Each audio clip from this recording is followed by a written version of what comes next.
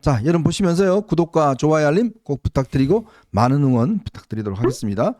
저희는 첫 번째 이슈로 한번 넘어가 보겠습니다. 자, 우선요. 지금 김문수 캠프가 네. 지금 구성이 돼 있는데 네.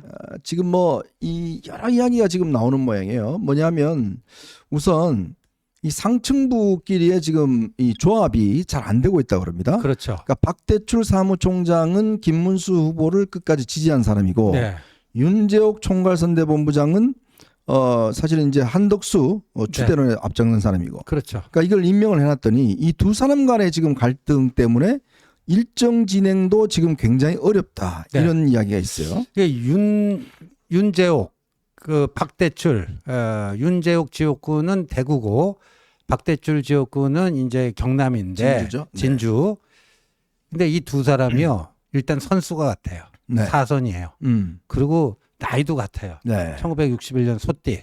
예, 이게 갑장이라서 그렇게 되다 보면은 친해질 수도 있는데 역으로 묘한 경쟁 의식과 불필요한 이 불필요한 그 다툼 뭐 이런 것도 있을 수 있는데 지금 이렇게 후자 쪽으로 흘러가고 있는 것 같습니다. 일단 선대위 총괄 선대본부장은 윤재호 의원이 맡았는데 박대출 의원이 사무총장이잖아요. 그렇죠. 사무총장이면서 당 사무총장이면서 선대위에서는 총괄지원본부장이에요. 네네. 그러니까 당 사무총장이라고 하는 거는 당 사무처 조직 또 시도당 이걸 다 조직 관리를 해요. 네. 그다음에 곳간직입니다. 재정 관리를 해요. 그러니까 그 선대위로 나갈 조직이나 자금도 이 사무총장의 이 사인이 떨어져야지 되는 건데 오늘 문화일보 보도에 따르면 이 두 사람이 일정과 메시지를 놓고도 맨날 티격태격된다. 네. 불협화음이다. 그래갖고 김문수 후보가 엊그제 TK 돌다가 오늘 이제 PK 쪽으로 넘어갔잖아요. 네네.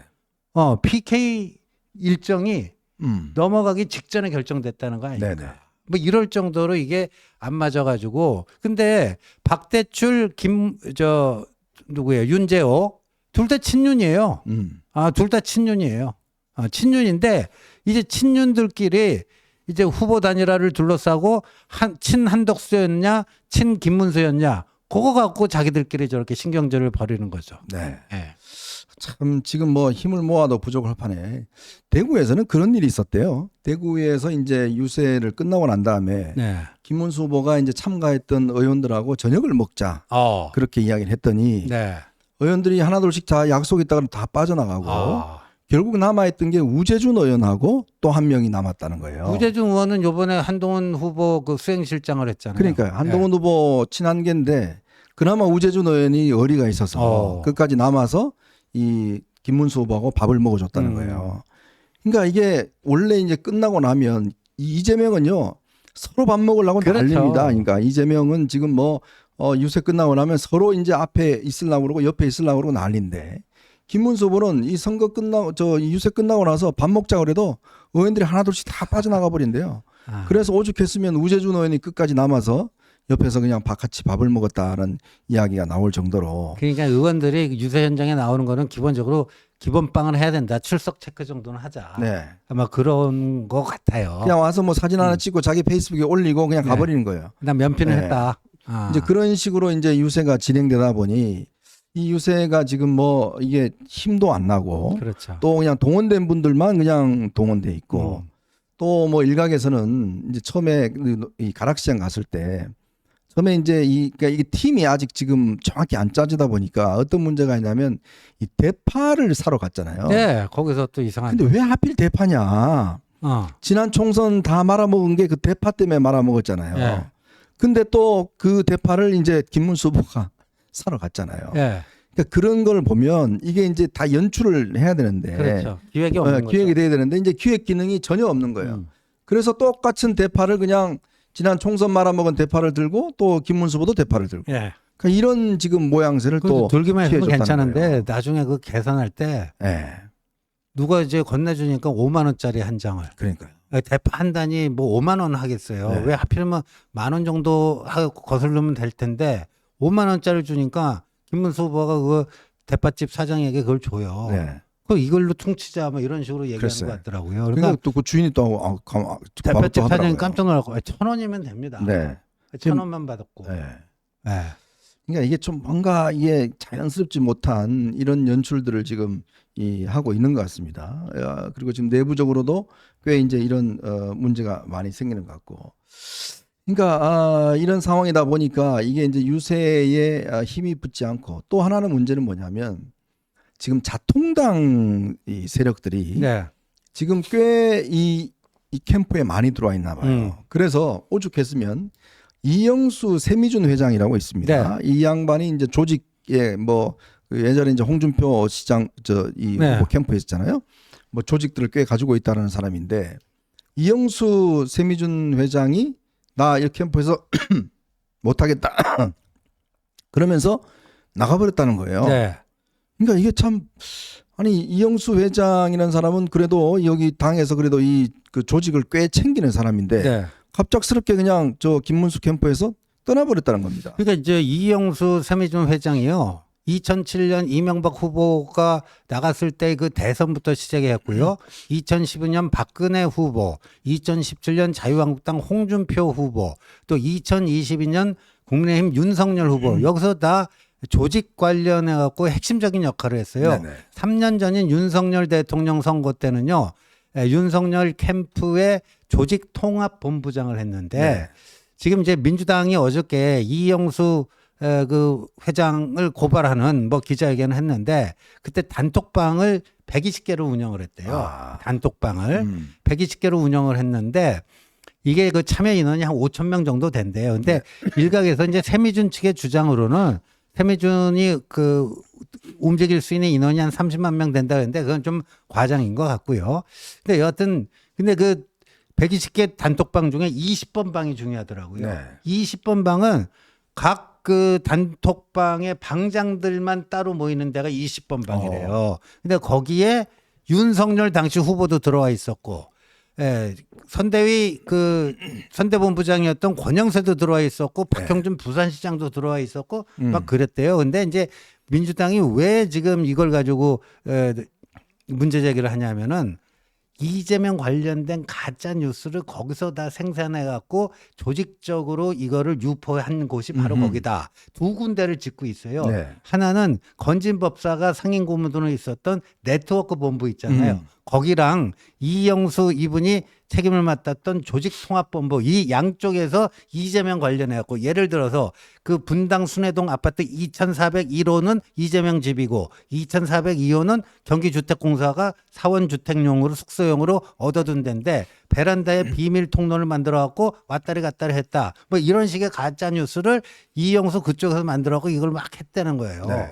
뭐 그런데 그러니까 이영수 그 회장은 이 정광훈 세력들이 너무 많이 들어와 있어갖고 그 네. 사람들하고 같이 섞어서 하자는데 자기는 그렇게 하면 죽도 밥도 안 돼갖고 자기는 도저히 못하겠다.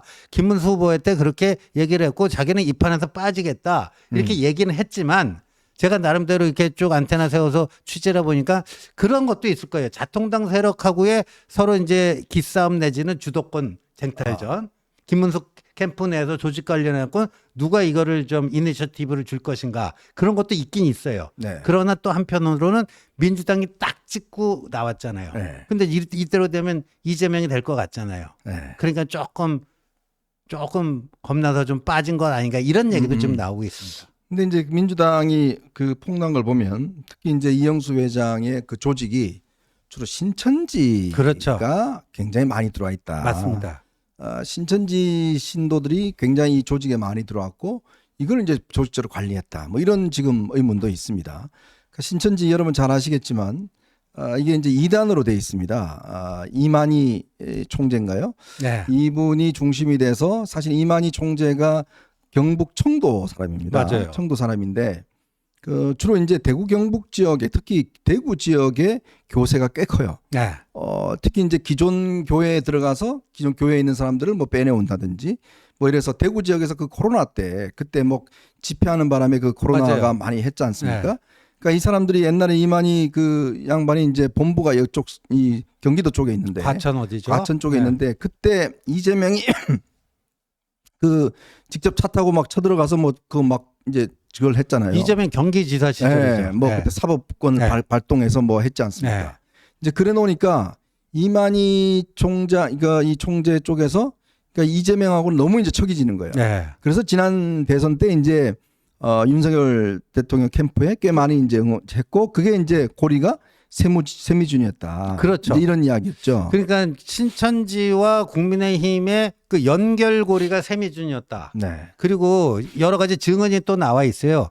그 이영수 회장이 신천지를 하다가 뭔가 깨달아갖고 이제 후회한 거죠. 내가 네. 속았다. 이 사이비 이단 이 신천지에 속았다 하고 탈퇴한 사람들 있잖아요. 네. 그 사람들을 또 회유한 그 여러 가지 뭐 녹취록이라든가 그런 정황이 있어요. 그러면 이 이영수 회장이 왜 신천지를 탈퇴한 사람까지 회유하고 뭔가 무마시키려고 했는가? 뭐 이런 얘기까지 좀 나오고 있는 정도죠. 네. 그러니까 우리가 아무리 표가 급하고 하더라도 이 보수는요 항상 정통 세력들과 손을 잡아야 됩니다.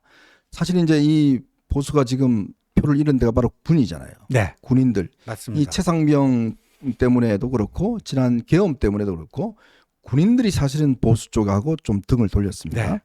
둘째로는 의사들이 또 등을 돌렸어요. 그렇죠. 이게 사실은 전통적으로 이 보수의 가장 핵심적인 세력들입니다. 그럼요. 그러니까 이런 것들을 다 지금 이 보수 쪽에서 지금 이탈하다 보니까 이게 지금 표가 안 나오는 거예요. 그렇죠. 근데 그 빈 곳간을 저런 어떤 뭐 일명 이제 이단과 사이비 이 종교 세력들이 이제 틈을 보고서 침투해 들어오는 거 아니겠습니까? 맞습니다. 이제 그런 걸 좀 경계를 해야 되는데. 네, 그런 걸 경계를 해야 되는데, 그러니까 우리가 이제 외연을 넓혀야 될 때 오히려 한쪽 구석으로 스스로 갇히는 거 아니냐, 스스로 폐쇄적인 조직 운영을 하는 게 아니냐 이런 건데, 어제 김문수 캠프에서 추가 인선안을 발표를 했는데 네. 거기서 제일 돋보이는 게 뭐냐? 뭐 이정현 전 대표 지금 한덕수 캠프 뭐 수석 대변인을 했는데 여기를 공동선대위원장으로 했다. 울산에 김기현 전 대표를 또 공동선대위원장으로 했다. 그럼 뭐 당대표 진행 경력이 있으니까 그럴 수 있어요. 네. 그러나 뭐 또 뭐 맨 또 친윤이냐, 뭐 이건데, 근데 충격적인 거는 이 누구예요? 석동현 변호사. 석동현 변호사. 윤석열 대통령이 서울법대 79학번 동기 40년 직위. 그다음에 작년 총선 때 자통당 비례대표 2번으로 출마했던 네. 이 석동현 변호사가 김문수 캠프의 시민사회 특별위원장이 된 거예요.